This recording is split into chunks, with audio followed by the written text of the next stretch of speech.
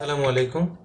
আশা করি সবাই ভালো আছেন। আমরা ফ্রিল্যান্সিং করতে চাই, ফ্রিল্যান্সিং মার্কেটপ্লেসে কাজ করতে চাই, সেই জন্য আমাদের আগে কি কি শিখতে হবে। তো সেই ক্ষেত্রে আমার প্রশ্ন হচ্ছে, আপনি যদি ফ্রিল্যান্সিং মার্কেটপ্লেসে কাজ করতে চান, সেই ক্ষেত্রে আপনি কোন বিষয়টা নিয়ে কাজ করবেন সেটা হচ্ছে গুরুত্বপূর্ণ।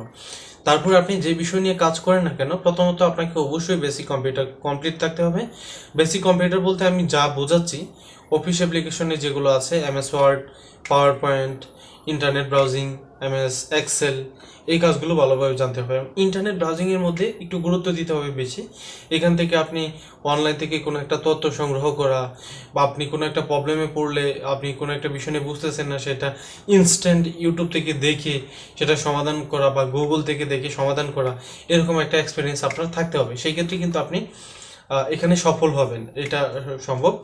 এখন প্রশ্ন হচ্ছে, আপনি যদি গ্রাফিক ডিজাইন শিখতে চান, সেই ক্ষেত্রে আপনার সবচেয়ে বেশি প্রয়োজন হবে ইলাস্ট্রেটর, ফটোশপ, তারপর হচ্ছে লাইটরুম। এই যে সফটওয়্যারগুলোর কথা বললাম, সেগুলোর ব্যবহার ভালোভাবে জানতে হবে, সেগুলো নিয়ে কাজ করতে হবে, যেহেতু আপনি গ্রাফিক ডিজাইনার।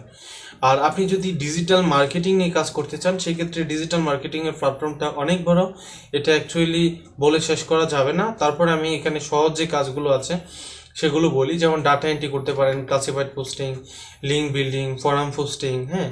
তারপরে আপনি যে কাজগুলো করতে পারেন সেটা হচ্ছে এসইও করতে পারেন, ইউটিউব মার্কেটিং করতে পারেন, সোশ্যাল মিডিয়া মার্কেটিং করতে পারেন।